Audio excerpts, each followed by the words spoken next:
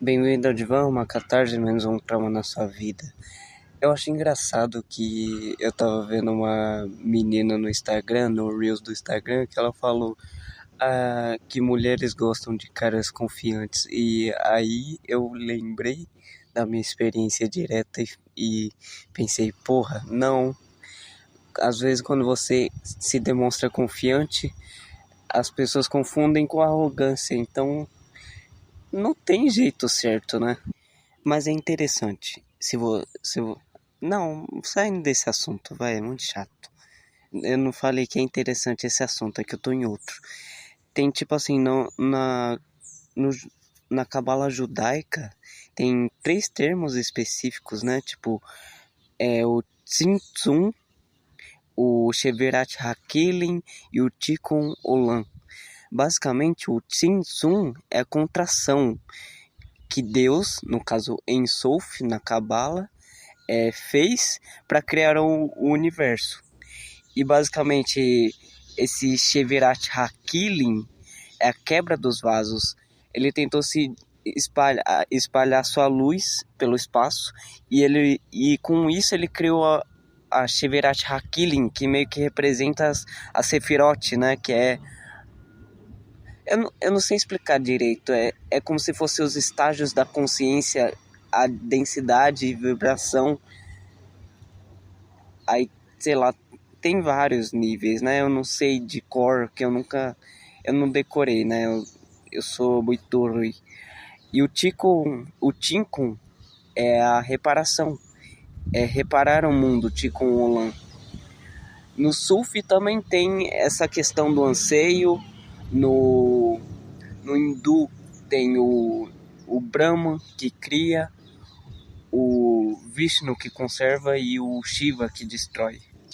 É porque, tipo, tem o Shauk, que é o anseio, o Firak, que é a separação.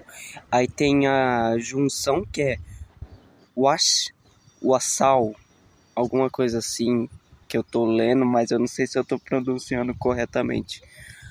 E, tipo, esses parâmetros, eles ocorrem em diversas culturas, só que com outras palavras. É muito engraçado isso, cara. É bizarro, porque, tipo assim, sei lá, tem o Tao, que é onde tudo era indiferenciado, do taoísmo. Deixa eu ver. É o conjunto indiferenciado de tudo que existe, mas também é o princípio supremo que gera e está na origem do seu devir, ou seja, é também o seu caminhar. Sei lá, tipo, no Carl Jung tem um processo de individuação, que seria tipo o indivíduo único, integrado e realizado, como se ele integrasse as partes da personalidade faltante, né? A sombra. Jung disse que a individuação começa nos 25 anos, mais ou menos. E, por incrível que pareça, nos 25 anos é quando seu cérebro se forma, né? Aí tem a questão, tipo assim, várias pessoas ao longo da cultura teve um tipo de energia, né? Tipo, sei lá, o Bergson teve a Elan Vital, Spinoza o Conatus, Lucrécio teve o Klineman. Klineman era meio que ele descrevia a distorção dos átomos e como ele tinha uma descrição bem ponderada e bem semelhante ao que temos hoje em dia, descrevendo como os átomos se diferenciam. Eu não lembro exatamente como. No hinduísmo tem o Brahman e a Sati Devi, que é uma energia. Na China tem o Qi. No hinduísmo tem o Prana, Mana, em culturas polinésias havaianas. O Ka no Egito, o pneuma na Grécia, né? A psique, o ânima vem do latim, quer dizer, vem do italiano, derivado do latim. Teve o éter na filosofia clássica, né? Com Aristóteles, que era mais ou menos tipo a quintessência, né? Junto com aquela teoria dele das esferas cristalinas. o axé na afro-brasileira. Ah, tá, que ponto que eu quero chegar com isso? Bicho, ó, olha pra isso. A gente não vê a mudança em si como um universal, né? A gente apenas vê a ação através de particulares. Tipo, eu vejo a mudança de uma árvore, eu vejo a mudança em uma pessoa, na sua personalidade, mas eu não vejo a mudança em si que acarreta naquele ser particular mudar. Mas isso significa que a mudança não existe? A mudança em si não existe? Não me parece que seja o caso. E isso parece uma versão psicológica e reduzida do Nirvana, que seria o ato de despertar do véu de Maia, né? No caso, a Maya, que é a ilusão, no hinduísmo e no budismo, poderia ser visto como a sombra da psique na psicologia analítica junguiana. Então dá para você traçar vários paralelos, tipo, sei lá.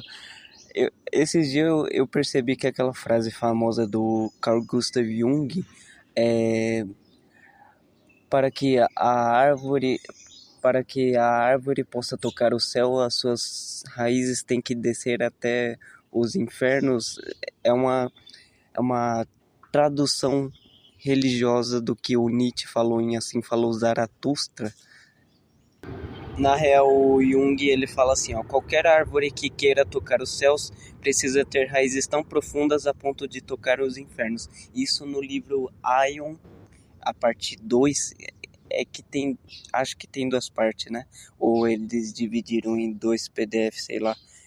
Ele fala mais ou menos sobre Jesus e tal, ele fala simbologia, mas isso vem do Assim Falou Zaratustra, quando o Nietzsche tá falando quando o Zaratustra tá conversando com um menino que odiava ele, mas passou a gostar dele. Ele fala, quanto mais ele quer se elevar à altura e à claridade, tanto mais suas raízes tendem em direção à terra, para baixo, penetrando a escuridão profunda, o mal. Nietzsche fala, né? Então, basicamente, ó, é isso que eu tô querendo dizer. E eu esqueci por que eu tava traçando aquele paralelo. Meio que pro universal, o indiferenciado, ele não consegue se enxergar, ele não consegue ter emoções, ele só consegue se ver através de particulares. Para entender um significado de palavras, eu tenho que entender o significado de outras palavras. Então, em algum momento. Peraí. Eu geralmente tenho que pausar em 1 minuto e meio por aí, porque sempre passa um avião ou pessoas atrás e fica o barulho paralelo, aí fica muito chato.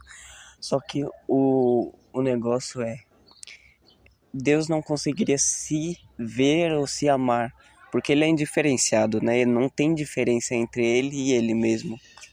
Na Bíblia meio que fala que quando Deus foi criar Adão à sua imagem e semelhança, tipo assim, teve partes que falou que para ele criar alguma coisa ele teve que conversar com determinado objeto, mas para criar o ser humano ele conversou consigo mesmo. Tipo, para criar os mares ele conversou com a água e para criar a terra ele conversou com uma porção, falou com uma porção seca, alguma coisa assim. E no em Gênesis tem, né, Deus disse que haja luz, então houve luz. Então, antes, e também fala que antes de haver luz havia um abismo, né? Para que ele dissesse que haja luz, então anteriormente teria que ter um abismo, e no útero é tudo escuro, e talvez depois que a gente morrer também, porque talvez seja como antes de nascer. Voltando, Para você entender palavras, você precisa, para entender significado de palavras, você precisa entender significado de outras palavras. Então, em algum momento, eu tinha que ter tido um entendimento meio que espontâneo e biológico com as minhas estruturas a priori do entendimento que me fizeram entender o significado de uma palavra para poder relacionar com outras palavras, né? É engraçado porque todo conhecimento a gente pega e... Ah, bicho chato. Todo conhecimento a gente pega. Os cognitivistas, eles acham que a gente tem que ter uma estrutura meio que primordial do conhecimento e aí a gente vai relacionando conhecimentos novos com conhecimentos antigos que a gente já tinha.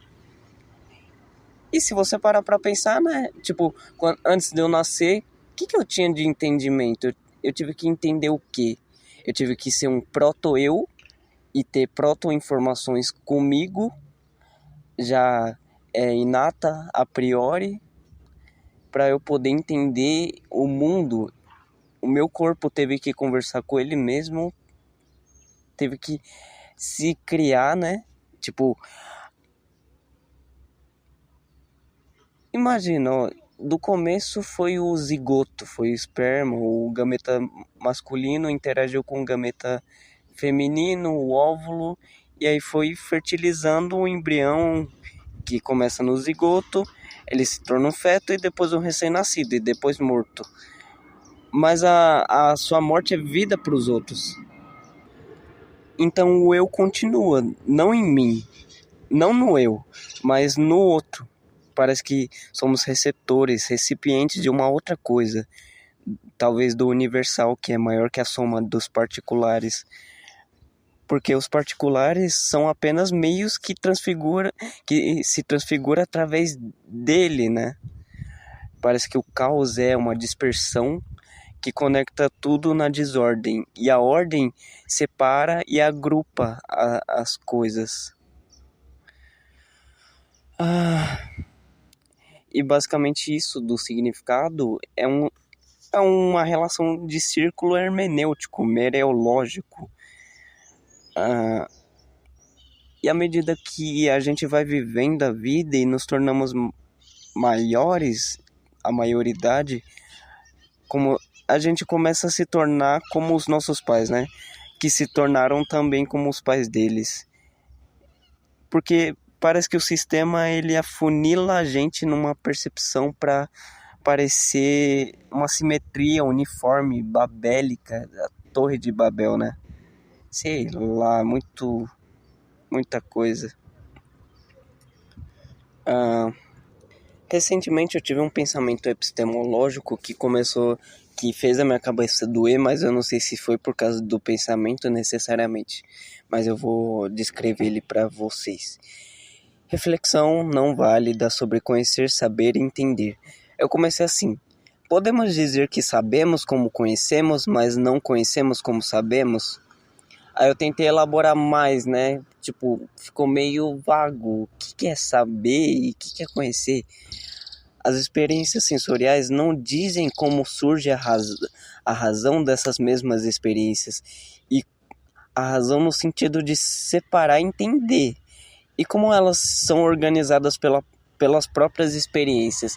Se é a experiência só pela experiência, como que ela se organiza? Como que eu entendo o que o meu ouvido recebe sons e eu interpreto? Como que eu entendo que o meu olho recebe fótons e o meu cérebro interpreta? Como ao perceber o mundo, eu percebo implicitamente que posso perceber o mundo mesmo sem enunciar essa percepção. Ou seja, uma metacognição. Sabemos, entre parênteses, implicitamente ou inconscientemente, que conhecemos, entre aspas, explicitamente ou conscientemente o mundo, mas não conhecemos explicitamente ou inconscientemente ou conscientemente, como sabemos implicitamente ou inconscientemente do mundo. Ou seja, como aquele saber sensorial é realmente conhecido pela consciência? Como de fato aquele saber se torna efetivamente conhecimento? Os órgãos dos sentidos não sabem que eles sabem. Que não sabem, na verdade. Eles não sabem que não sabem. No entanto, eles me permitem conhecer o mundo a partir do saber. Eu sei quem você é, mas eu não conheço quem você é. Eu posso dizer que eu sei. Tá, eu sei quem você é, mas conhecer de fato parece que é muito mais a fundo. O conhecimento, nesse sentido, é uma articulação do saber. O conhecimento está em saber que se sabe de modo circular. O Homo sapiens sapiens, o homem que sabe que sabe. Eu posso saber que sei, mas não posso conhecer o conhecimento em si, apenas de modo particular. Entendeu? Eu sei que eu sei. Eu sei que eu sei das coisas, mas eu sei que você sabe das coisas, mas eu não conheço o conhecimento, eu não conheço o próprio ato de conhecer.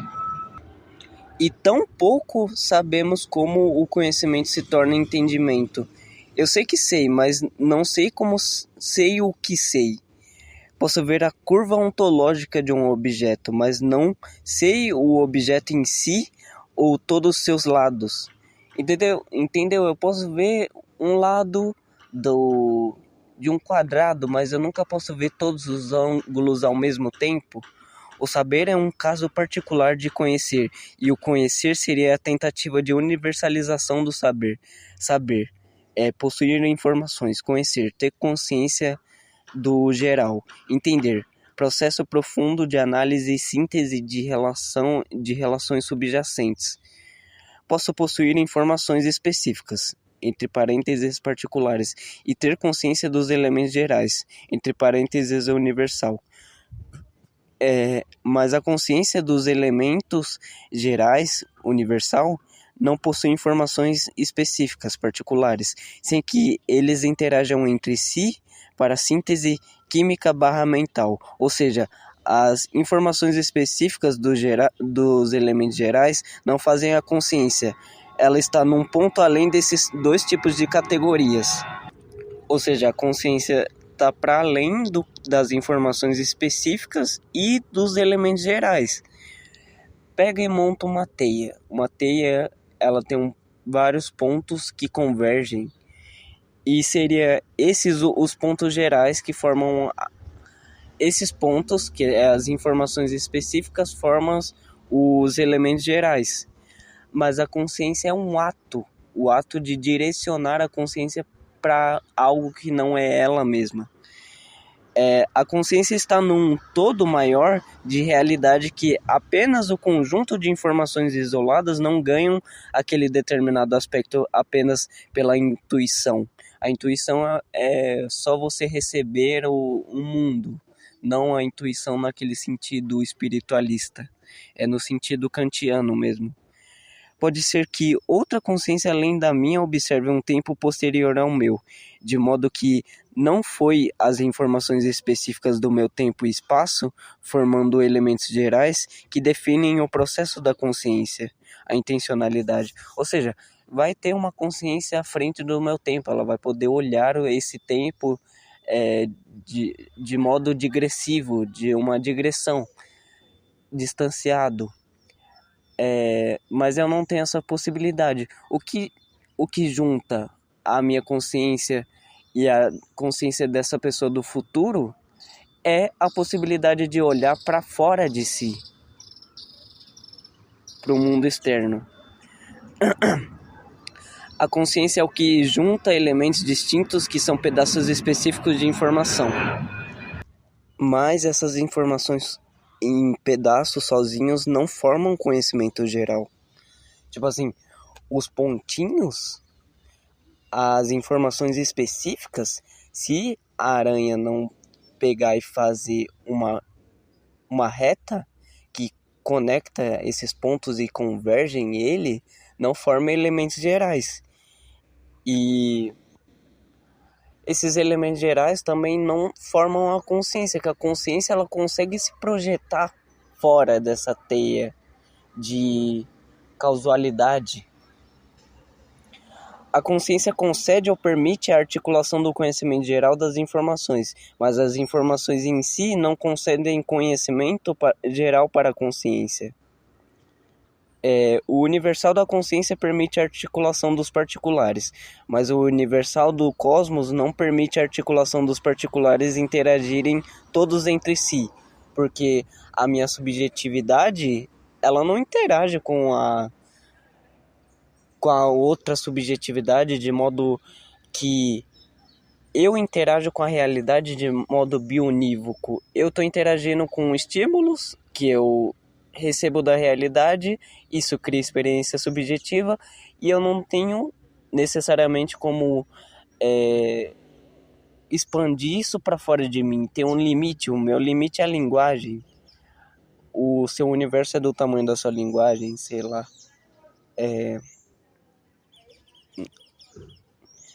Então, o saber fornece as peças do quebra-cabeça, o conhecer forma o quadro geral, e o entender é a capacidade de ver como todas as peças se encaixam. Tipo assim, podemos conhecer e estipular, criar equações que expliquem o funcionamento da gravitação universal, porém não podemos conhecer a fundo o que causa ela. A gente pode até estipular e falar, é a curvatura do tecido espaço-tempo, o espaço dita como a matéria se move e a matéria... Não, como é que é? Meu Deus, esqueci. A matéria, o espaço diz como a matéria tem que se mover e a matéria diz ao espaço como se curvar, alguma coisa assim, não lembro. Então, não posso conhecer a fundo como a minha consciência conhece o que meu cérebro sabe e como essas interações cerebrais causam percepções. Como o fluxo de íons e a variação da permeabilidade da membrana plasmática gera percepção consciente, pois são apenas choques sendo interpretados por outros choques alocados numa parte específica da minha massa encefálica. Isso não implica em dizer que a formação de redes neurais explicam como a minha imagem mental de um objeto específico se difere de outra imagem mental do mesmo objeto em outra pessoa. Pode se dar por causas materiais e de afinidade emocional com o objeto, mas o porquê isso não parece necessariamente ser material no sentido estrito. Como a parte mais alta da hierarquia não entende como sabe, o saber seria um axioma, porque como que o entendimento não sabe como ele sabe? De modo meta-epistemológico, no sentido de, se eu sou o meu corpo, como que eu não sei todos os funcionamentos dele? Como que eu não, ao ter consciência de um patógeno, eu não me livro automaticamente dele? Como que eu funciono como se eu fosse uma estrutura, a parte dissociada de mim? Como que meus neurônios não pensam que eles são neurônios? Como que eu penso que eu sou um organismo diferente do meu próprio organismo? Como que uma pessoa consegue pensar em tirar a própria vida? Se ele é a própria vida, entende? Como o saber nesse sentido seria um axioma, porque é um fundamento inquestionável. Se sabe sem compreender profundamente seu funcionamento interno. Tipo assim, a gente sabe sem entender necessariamente tudo naquele sistema. É preciso pressupor valor, verdade e crença de verdade nesse valor. Quando o Friedrich Wilhelm Nietzsche pergunta qual o valor do valor, né, na genealogia da moral, se eu não me engano especificamente. E sei lá, sabe, tipo, você analisa um objeto de modo epistemológico, né? Eu tenho a minha parte inteligível, que é minha mente, eu tenho a minha parte sensível, que é os sentidos. As formas inteligíveis materiais são apreendidas pelos sentidos. Eles são meio sensíveis, meio inteligíveis, né? Só sendo assim para conseguir converter as formas para o entendimento. Tipo assim, tem que ter uma parte no meu órgão que ele consegue converter o impulso sensível no impulso inteligível. E para ter esse impulso inteligível, eu tenho que ter uma estrutura que consiga abarcar, que eu já tenha nascido de modo inato com essa capacidade para ter o entendimento, para funcionar o meu sensível.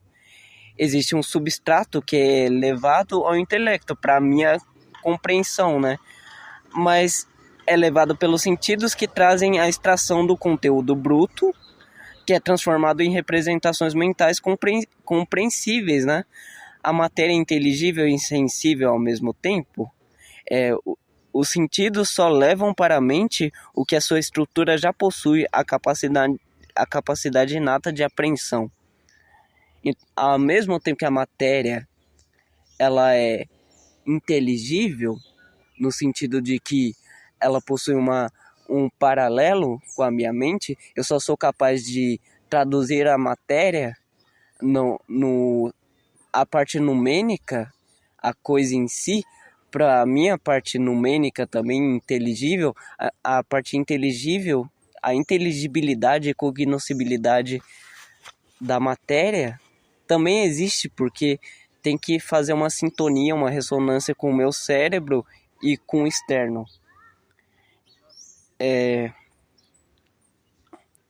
A matéria também tem que ter a parte dela sensível, entre aspas, não que ela sinta, mas a parte que ela faz eu sentir. Bom, eu vou terminar isso em outro podcast. Já não que tá longo, mas eu tô um pouco cansado, na verdade.